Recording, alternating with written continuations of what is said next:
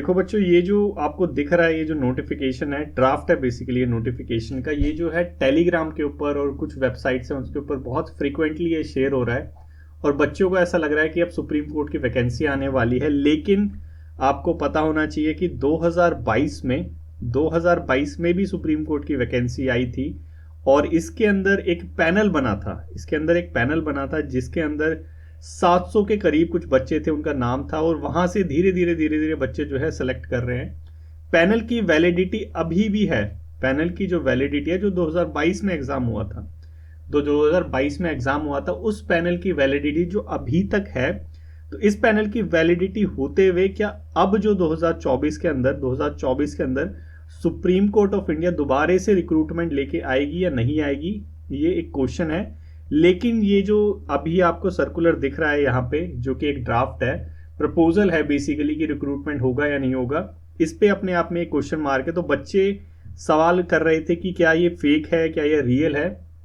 तो देखो बच्चों, थोड़ा सा डिस्कस करते हैं इसके बारे में, क्योंकि आपका करियर है ये सारा, ठीक है। क्योंकि आप जो अब इसमें इन्वॉल्व होंगे, ये आपका करियर होगा, तो आपको पता होना चाहिए कि आप जिस तरफ जा रहे हैं, जिस डायरेक्शन में जा रहे हैं, वो क्या चीज़ है क्या नहीं है। तो देखो, मैंने अपने करियर की शुरुआत करी टीचर के करियर की। उससे पहले तो गवर्नमेंट जॉब करता था मैं, दो या ढाई गवर्नमेंट जॉब करी थी, कहीं एक डिपार्टमेंट में मैंने टेम्परेरी भी करी थी, तो वो अलग करियर था। लेकिन ये मेरा करियर है। तो मेरा जो करियर स्टार्ट हुआ वो हुआ 2022 से। मेरा करियर कहाँ से स्टार्ट हुआ? 2022 से। और सबसे पहला जो मैंने एग्जाम लिया था, जिसमें बच्चों को पढ़ाया था, वो एग्जाम था सुप्रीम कोर्ट ऑफ इंडिया की जेसीए की वैकेंसी। हाँ, ये वही वैकेंसी है जिसका जो पैनल है अभी तक अस्तित्व में है, ठीक है। ये वही वैकेंसी है जिसका जो पैनल है अस्तित्व में है अभी तक। तो मैंने अपने बच्चों से, क्योंकि पहला बैच था और पहले बैच के अंदर बहुत सारे बच्चे सिलेक्ट हुए थे, टॉप 10 के अंदर भी बच्चे आए थे। लेकिन क्योंकि मेरा पहला बैच था, मैं अनजान था कि भाई बच्चों को जो सेलेक्ट हो जाते हैं बच्चे, वो सेलिब्रिटी बन जाते हैं, तो उनसे कांटेक्ट रखना, ये सारी चीज़ें मेरे दिमाग में थी नहीं, क्योंकि मैं भी सेलेक्ट हो रखा था, तो मुझे नॉर्मल लगा ये सारी चीज़। तो टॉप 10 में भी बच्चे आए थे, टॉप 100 में भी बच्चे आए थे, फर्स्ट बारी में भी सेलेक्ट हो गए थे। और अभी जो गया था, जो इन्होंने ये जो पैनल बना था, यहाँ से जो बच्चे लिए थे, इसके अंदर भी मेरे बच्चे थे, ठीक है। तो एक बच्चे का तो मैंने इंटरव्यू यूट्यूब पे भी डाल रखा है, तो वो सबसे प्यारा स्टूडेंट था मेरा, सक्षम। तो देखो, यहाँ पे मैंने उसको कॉल करा, बच्चों को कॉल करके पूछा कि भाई ये जो चल रहा है, क्या चीज़ सही है या गलत है, क्योंकि जो अंदर का बंदा है वही बता पाएगा कि अंदर की खबर क्या है। ऐसे तो कोई भी ये बना के डाल सकता है, क्योंकि इस पर कोई साइन नहीं है, कोई कुछ नहीं है, सिर्फ एक जस्ट ड्राफ्ट दिख रहा है, ठीक है। तो उन्होंने बताया कि सर, ऐसी बात चल रही है कि जो पहले भी बताया था कि भाई पैनल एक्सटेंड होने का भी सोच रहे हैं, नई रिक्रूटमेंट आएगी, दोनों के ऊपर बात चल रही है। तो अब बताया कि ये जो दिख रहा है, ये जो आपको दिख रहा है एडवर्टीजमेंट, जिसको काट के रिक्रूटमेंट का रखा है, बोला कि सर ये प्रपोजल में है अभी, कि ये क्या है, ये प्रपोजल में अभी अप्रूव्ड नहीं हुआ है, तो कुछ कह नहीं सकते कि वैकेंसी आएगी या नहीं आएगी। लेकिन बताया बच्चों ने क्या कि 98% चांसेस है सर कि वैकेंसी आएगी। 98% चांसेस है कि वैकेंसी आएगी। तो देखो बच्चों, वैकेंसी आएगी, बहुत अच्छी खबर है, गुड न्यूज़ है कि वैकेंसी आएगी। 2-3 दिन में साफ हो जाएगा, 2-3 दिन में सब पता चल जाएगा, क्योंकि 22 तारीख को जो पुराने बच्चे थे उनका पैनल खत्म होने वाला है। तो उनका पैनल खत्म होगा, तो उसके बाद अब ये जो और वैकेंसी राइज हो रही है, ये नई रिक्रूटमेंट में जाएगी या वो पैनल एक्सटेंड होगा, सब क्लियर हो जाएगा। लेकिन जैसी खबर मेरे को सुनाई दी, जैसी खबर बच्चों ने बताई, वो क्या कि सर ये जो पैनल है ये खत्म होगा और जो नई वैकेंसी है वो आएगी, इसी का ये प्रपोजल है, और ये जो प्रपोजल है वो एकदम सही है, ठीक है। तो जो नए बच्चे हैं, जो तैयारी करना चाहते हैं, उनके लिए तो भाई खुशखबरी है। और एक चीज़ समझ लो कि ये जो सुप्रीम कोर्ट ऑफ इंडिया है, वो तुम्हारी एसएससी से बढ़िया जॉब है, जो तुम एसएससी की प्रिपरेशन करते हो। क्योंकि मैं डिस्क्रिप्टिव का टीचर हूँ, मेरे को ये इंग्लिश, मैथ वगैरह ये सारी चीज़ें आती हैं, लेकिन दिमाग से मैं अब ये डिस्क्रिप्टिव पढ़ाता हूँ बेसिकली, और असिस्टेंट कमांडेंट का बैच चल रहा है मेरा। तो देखो, ये मैं बच्चों के लिए लेके आया हूँ बेसिकली। देखो, ये जो वैकेंसी है, एक चीज़ समझ लो क्या कि ये जो एसएससी है, जो एसएससी में तुम अपने पसीने छुटाते रहते हो और हर अटैम्प्ट देते हो और फिर फेल हो जाते हो। एसएससी अपने आप में ही, क्योंकि सारे बच्चे एसएससी की तरफ भाग रहे हैं, जो बाकी एग्जाम है उसमें बहुत ज़्यादा गोल्डन अपॉर्चुनिटी होती है कि एसएससी से अच्छी जॉब मिल जाती है। और ये जो सुप्रीम कोर्ट ऑफ इंडिया है, ये वही एग्जाम है कि जो तुम्हें एसएससी से अच्छी जॉब देगा, ठीक है। तो एसएससी के पीछे भागना बंद करो, इसके पीछे भागो। देखो, ये है बी ग्रेड की जॉब, नॉन गजटेड, ठीक है। और तुम्हें एसएससी की तरह ऑल इंडिया ट्रांसफर वगैरह ये सारी चीज़ों से कोई ये जो झंझट होती है इनसे मुक्ति दिला देगा सुप्रीम कोर्ट ऑफ इंडिया। भाई एक बार अंदर आए तो पूरी जिंदगी तुम कहाँ रहोगे, दिल्ली में रहोगे, ठीक है, क्योंकि supreme court of India Delhi के अंदर ही है, पूरी इंडिया में एक ही सुप्रीम कोर्ट ऑफ इंडिया है, ठीक है। तो 4200 ग्रेड पे की जॉब सब इंस्पेक्टर के इक्विवेलेंट है, दिल्ली पुलिस का जो सब इंस्पेक्टर होता है उसके इक्विवेलेंट है। और दिल्ली के अंदर जॉब मतलब स्थायी जॉब है, आपको कहीं इधर उधर आपका ना ट्रांसफर होना ना कुछ ये होना वो होना, सारी चीज़ एक जगह है। सारे पैनल वैनल जो गवर्नमेंट की फैसिलिटी होती है, एलटीसी वगैरह लो, इधर उधर घूम के आओ, जो मेडिकल सुविधा होती है वो सारी लो, वो सारी यहाँ पे मिलेगी, ठीक है। तो इस एग्जाम के बारे में बच्चों थोड़ा सा जान लो, क्योंकि लास्ट वाले जो बच्चे थे वो बहुत ज़्यादा दुविधा में थे, क्योंकि इससे पहले 2022 से पहले ये 2017 में आया था, ठीक है। तो 2017 में कैसा एग्जाम था, क्या था क्या नहीं था, किसी को कुछ नहीं पता था। तो लेकिन 2022 में, क्योंकि ये तो मेरा पहला ही एग्जाम था, तो इसकी सारी जो इन्फॉर्मेशन थी वो सारी मेरे पास सेव है, तो तुम्हारे लिए बहुत ज़्यादा यूजफुल हो सकती है। तो इसको थोड़ा सा ध्यान से हम देखेंगे, ठीक है। तो एसेंशियल डिग्री वगैरह तो वही है अपनी कि ग्रेजुएशन होनी चाहिए, थोड़ा कंप्यूटर की नॉलेज होने, कंप्यूटर का सर्टिफिकेट चाहिए कोई नहीं चाहिए, कंप्यूटर का कोई सर्टिफिकेट नहीं चाहिए, बस कंप्यूटर ऑपरेशन की नॉलेज होनी चाहिए, ठीक है। ये सारी चीज़ें हैं। एज वगैरह वही जो 30 साल है, 30 साल तक एज रहेगी, वो SC OBC को जो रिलैक्सेशन मिलता है वो रहेगा, ठीक है। ये सारी चीज़ें तो जब नोटिफिकेशन आएगा तो उसके बाद देख लेंगे, ठीक है।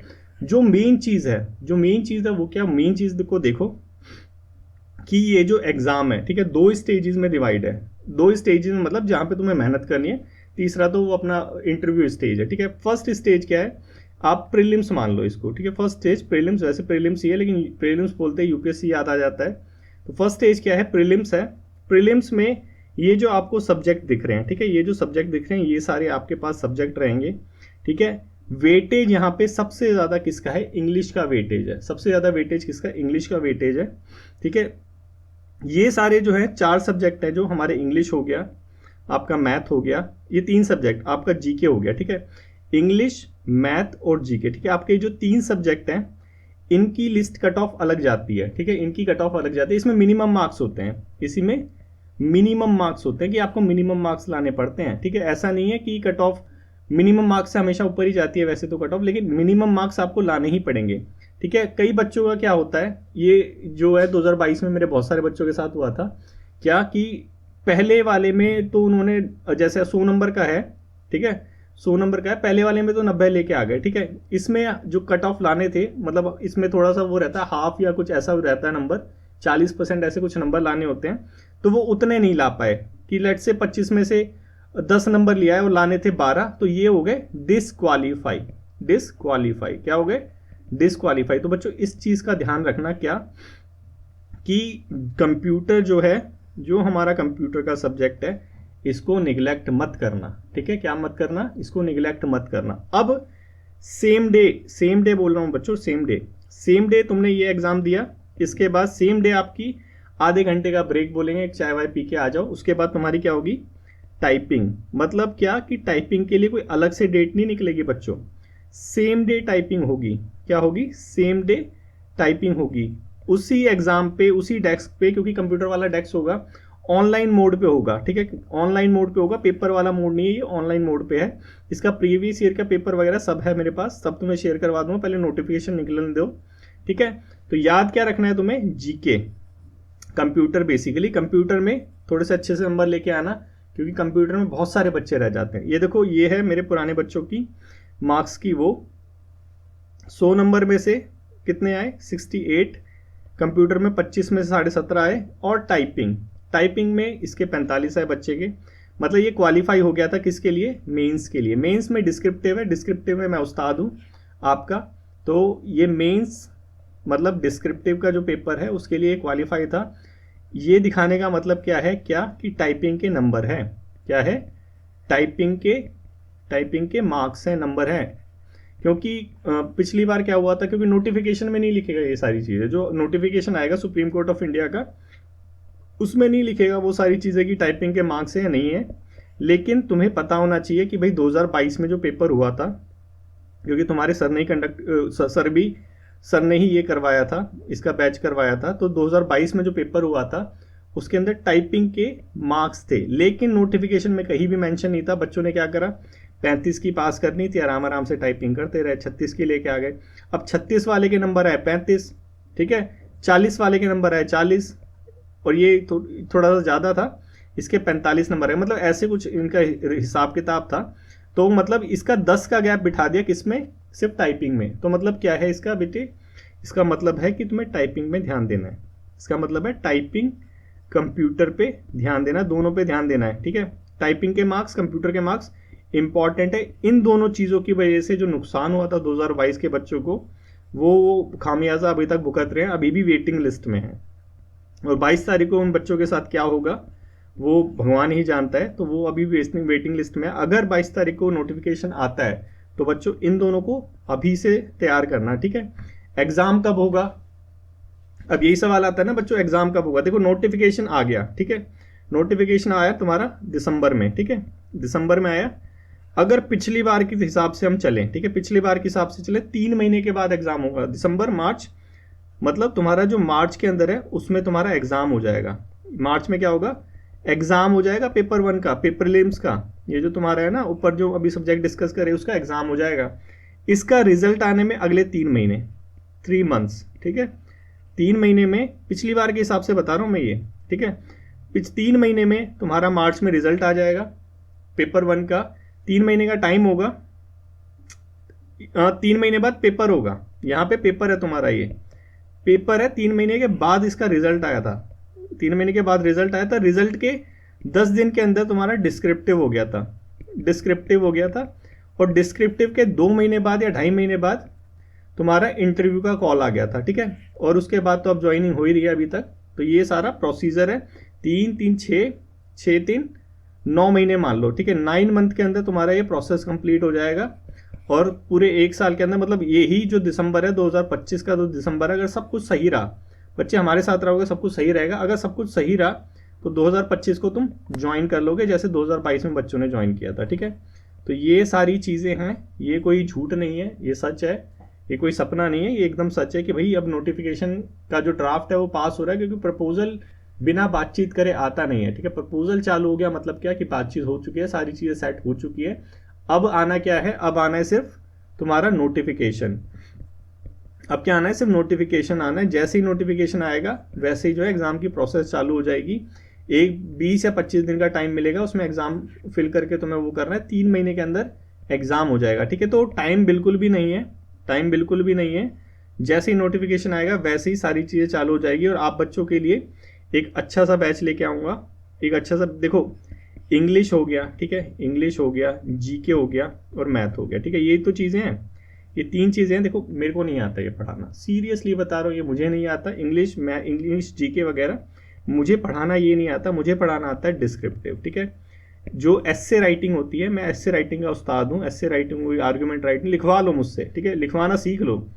वहाँ पे कितने बच्चे क्लियर करवाए हैं कि ये जो सुप्रीम कोर्ट था, इसके बाद पटना हाई कोर्ट आया था, उसके बाद ये आया था तुम्हारा DSSS भी आया था, उसके बाद IB आ गया था, उसके बाद ये असिस्टेंट कमांडेंट आ गया। तो सब बैचों में बच्चे मेरे क्लियर हुए हैं, बच्चे सेलेक्ट हुए हैं एस्से राइटिंग में, डिस्क्रिप्टिव वाला जो पेपर 2 है तुम्हारा, ठीक है। लेकिन पेपर 1 के लिए एक उस्ताद टीचर हैं, काफ़ी एजेड टीचर हैं सर हमारे। तो उन्होंने, उनके यहाँ से बहुत बच्चे SSC में, कोई इंस्पेक्टर, कोई एक्साइज इंस्पेक्टर, बहुत बच्चे बने हैं। लेकिन क्योंकि वो जो बढ़ती टेक्नोलॉजी है उसके साथ कहीं ना कहीं कॉप अप नहीं कर पाए, तो वो गुमनामी में जी रहे हैं। आज मैं उनसे मिलकर आया, मैंने बोला सर, क्योंकि बच्चे मेरे को मैसेज कर रहे हैं बार बार कि सर इसका बैच निकालो, क्योंकि जिन बच्चों ने क्लियर करा है उन्होंने रेफर दिया है, उन्होंने रेफरेंस देती हैं बच्चे की, इन सर से, हेमंत सर से पढ़ लेना, हेमंत सर से पढ़ोगे तो क्लियर हो जाएगा। और कई बच्चे तो यूट्यूब के ऊपर भी कमेंट करते हैं कि आंख बंद करके भी विश्वास कर सकते हो। देखो कर सकते हो, क्योंकि मुझे पता है कि जब नहीं होता तो कैसा फील होता है, मुझे एक्चुअल में पता है ये चीज़। तो वो चीज़ मैं अपने बच्चों को नहीं चाहता कि वो फील करें। लेकिन बच्चे क्या करते हैं कि मेहनत नहीं करते और फिर बाद में बोलते हैं कि सर आपके बताए हुए रास्ते पे चल लेता तो हो जाता, ठीक है। तो ये जो हमारे वीरभद्र सर है, उनका नाम क्या है, वीरभद्र सर, ठीक है, वो इंग्लिश और जीके के उस्ताद हैं। वो जो इंग्लिश पढ़ाते हैं और वो जो जीके पढ़ाते हैं वो एग्ज़ाम में तुम्हें दिखाई देगा ही देगा। इसकी 100% मैं गारंटी लेता हूँ, 100% मैं गारंटी लेता हूँ, वो तुम्हें एग्जाम में दिखाई देगा ही देगा। मैथ के लिए हमारे स्नेहल सर हैं, वो तुम्हें मैथ पढ़ाएंगे। बहुत अच्छा मैथ पढ़ाते हैं, क्योंकि पर्सनली मैंने उनकी वीडियो देखी है ये सारी। फिर मैंने उनसे कांटेक्ट करा कि सर आप मैथ अच्छा पढ़ाते हो, तो वो भी अभी मतलब ऑफलाइन कोचिंग देते हैं, हमारे स्नेहिल सर। और जो हमारे वीरभद्र सर हैं वो तो मेरे ही सर हैं, तो ये भी जो हैं वीरभद्र सर हमारे ऑफलाइन कोचिंग देते हैं। तो ये दोनों सर हम आपको क्या पेपर 1 की तैयारी कराएंगे, ठीक है। आपका जो पेपर 1 होगा, तो जैसे ही नोटिफिकेशन निकलता है ये बैच लेके आएंगे हम। बैच में 2 क्वालिटी ज़रूर रहेगी। पहली चीज़ अफोर्डेबिलिटी, अफोर्डेबिलिटी रहेगी, अफोर्डेबल रहेगा बच्चों के लिए। दूसरी चीज़ क्वालिटी, ठीक है। क्वालिटी कंटेंट होगा, सारी चीज़ क्वालिटी वाली होगी। आपके साथ हम ज़्यादा मेहनत करेंगे ताकि मैक्सिमम बच्चों का सिलेक्शन हो, ठीक है। देखो अभी गुजरात हाई कोर्ट का एक बैच चलाया था मैंने। गुजरात हाई कोर्ट में क्या था, स्टेनो का था बेसिकली। गुजरात हाई कोर्ट में था कि वहाँ पे बच्चे जो थे उनके ये पेपर 1 वगैरह नहीं था, सीधा डिस्क्रिप्टिव था। सीधा क्या था, डिस्क्रिप्टिव था। वैकेंसी कितनी थी, वैकेंसी थी सिर्फ 13 था या 23 थी, ऐसी कुछ थी, ठीक है। 23 मान लो, 23 वैकेंसी थी। तो 23 वैकेंसी में भरने वाले कितने ही होते हैं, और गुजरात का वैसे है तो बहुत कम बच्चे थे भरने वाले थे। मैंने फिर भी एक बच्ची थी, उसने कांटेक्ट करा, बच्ची ने वही रेफरेंस से, क्योंकि किसी ने उसे बताया कि हेमंत सर से डिस्क्रिप्टिव पढ़ लो, हो जाएगा। उस बच्ची ने मेरा बैच ज्वाइन करा। अब उस एक बच्ची के लिए मुझे पूरा बैच बनाना पड़ा, क्योंकि मैं नहीं सोच रहा था कि 30 वैकेंसी के लिए मैं कहाँ बैच चलाऊंगा, ठीक है। कोई लेगा ही नहीं, वो गुजरात का वैसे ही है। तो मैंने कहा कि मेहनत बेकार की लग जाएगी और कोई लेगा नहीं। लेकिन वो बच्ची ने 2-3 बार मैसेज करा कि सर प्लीज़ बना दीजिए, बना दीजिए। तो मैंने गुजरात हाई कोर्ट का बैच बनाया। देखो 23 वैकेंसी थी, और 23 वैकेंसी में 7 बच्चे हमारे यहाँ से, मतलब बच्चे बहुत कम थे उस बैच में। उस बैच में गिनती के बच्चे होंगे, गिनती के बोल लो तो 14, 15, 16 बच्चे थे टोटल। 16 में से 7 बच्चों का सिलेक्शन हो गया, डिस्क्रिप्टिव क्वालिफाई कर लिया। अब स्टेनो का उनका वो चल रहा है अभी सिलेक्शन, मतलब हमने अपना काम कर दिया। स्टेनो तो हम पढ़ाते नहीं, तो हमने अपना काम कर दिया। उसमें 7 या 8 बच्चे थे जिन्होंने डिस्क्रिप्टिव क्वालिफाई कर लिया, और पर्सनली उन्होंने मेरे को मैसेज करके कॉन्टैक्ट करा। तो क्या मत कहने का मतलब यही है कि क्या आपसे ज़्यादा हम मेहनत करते हैं, ठीक है। क्योंकि हमें क्या चाहिए, हमें रिजल्ट चाहिए आपसे, आपका सिलेक्शन चाहिए बेसिकली हमें, ठीक है। तो जैसे ही आती है इसकी वैकेंसी, वैसे ही हम एक बैच चलाते हैं और आपके लिए लेके आते हैं आपका सिलेक्शन, ठीक है। आपका जो न्यू ईयर का गिफ्ट है वो यही होगा, ठीक है। तो तब तक के लिए चैनल को सब्सक्राइब करना, वीडियो को लाइक करना ना भूले। Thank you so much for today's discussion.